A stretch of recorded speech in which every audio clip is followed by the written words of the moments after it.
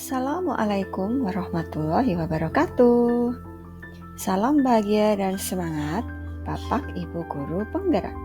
Saya Dian Putri Amelia, calon guru penggerak Angkatan 11 dari Kabupaten Temanggung.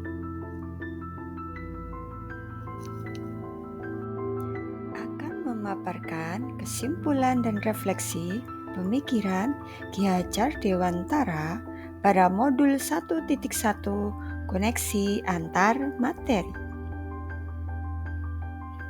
Pertanyaan pemantiknya yang pertama, apa yang Anda percaya tentang murid dan pembelajaran di kelas sebelum Anda mempelajari modul 1.1? Pertanyaan kedua, apa yang berubah dari pemikiran dan perilaku Anda setelah mempelajari modul ini? Pertanyaan ketiga, apa yang dapat segera Anda terapkan lebih baik agar kelas Anda mencerminkan Ki Hajar Dewantara? Apa yang Anda percaya tentang murid dan pembelajaran di kelas sebelum mempelajari modul 1.1? Sebelum mempelajari modul 1.1 tentang pemikiran Ki Hajar Dewantara, pembelajaran yang saya lakukan, saya hanya transfer materi pelajaran saja. Saya menganggap bahwa ketuntasan dalam penyampaian materi lebih penting daripada memahami karakteristik murid.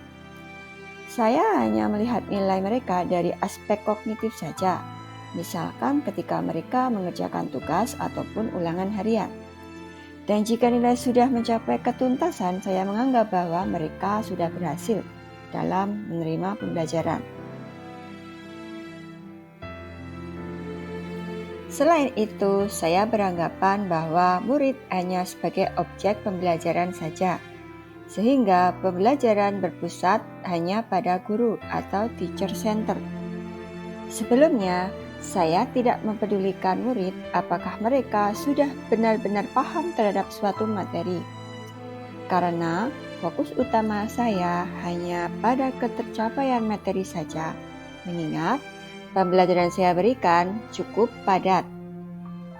Selain itu, saya pun hanya meminta mereka menghafal materi yang saya ajarkan, tanpa memikirkan bagaimana materi tersebut dapat mereka terima dan mereka pahami sepenuhnya, sehingga sering merasa mengeluh jika banyak murid yang tidak tuntas setelah melakukan evaluasi.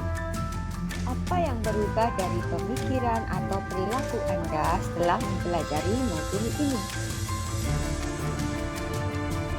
Setelah saya memahami pemikiran Ki Hajar Dewantara, ternyata selama ini ada yang keliru dari pemahaman saya tentang pendidikan. Dalam pembelajaran yang selama ini saya terapkan, ternyata saya belum menuntun murid sesuai kodratnya.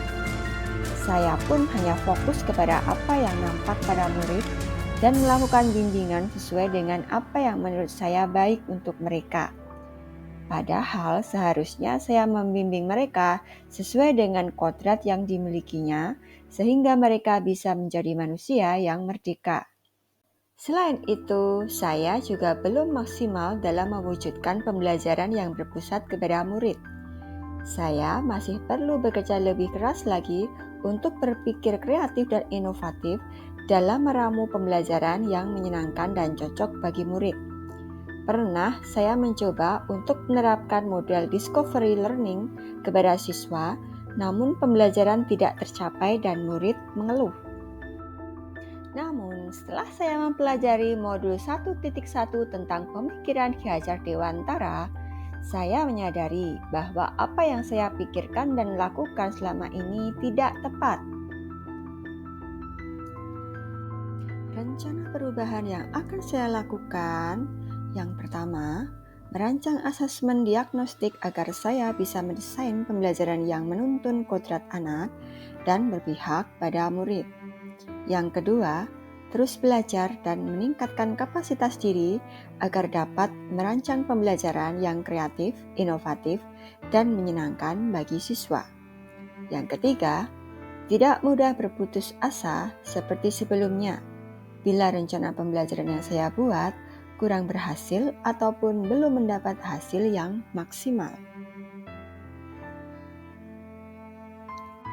Setelah mempelajari modul 1.1, saya menyadari bahwa seharusnya saya melakukan proses pembelajaran secara menyeluruh. Tidak hanya meliputi aspek kognitif saja, tapi juga ada aspek afektif, psikomotorik, spiritual, sosial, maupun budaya.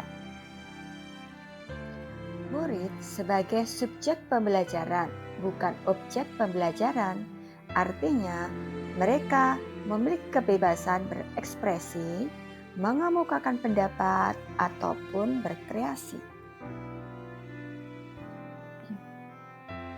Guru sebagai fasilitator pembelajaran, guru ikhlas penuh kesabaran dengan segala ketulusan hati, agar terwujudnya pembelajaran yang menyenangkan dan berpusat pada murid. Selain itu, harus mempelajari karakteristik murid, karena setiap anak dilahirkan dengan keunikan yang berbeda-beda. Kemudian saya juga harus memberikan kesempatan kepada mereka untuk tumbuh sesuai kodrat mereka masing-masing. Apa yang dapat segera Anda terapkan lebih baik agar kelas Anda mencerminkan pemikiran Ki Hajar Dewantara? Yang dapat segera saya terapkan dalam pembelajaran di kelas antara lain merancang pembelajaran interaktif dan menyenangkan dengan melibatkan murid sesuai dengan metode student center. Berikutnya, saya akan menerapkan pembelajaran abad 21 yaitu berpikir kritis, kreatif, komunikatif, dan kolaboratif dengan berpegang teguh pada konsep memerdekakan anak.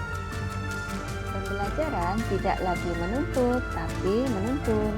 Karena tugas guru adalah memberikan tuntunan atau arahan yang baik kepada murid, yaitu mengenali karakter dan latar belakang murid dengan menjalin komunikasi yang baik. Untuk itu diharapkan dengan adanya rencana perubahan yang saya buat, saya berharap saya bisa mewujudkan suasana kelas yang mencerminkan pemikiran Ki Hajar Dewantara, yakni kelas yang siswanya bahagia, mengikuti pembelajaran yang menuntun kekuatan diri mereka, serta pembelajaran yang menjadikan peserta didik menjadi subjek karena pusatnya ada di peserta didik. Semoga video ini menginspirasi Bapak Ibu pejuang pendidikan. Salam bahagia dan semangat. Terima kasih.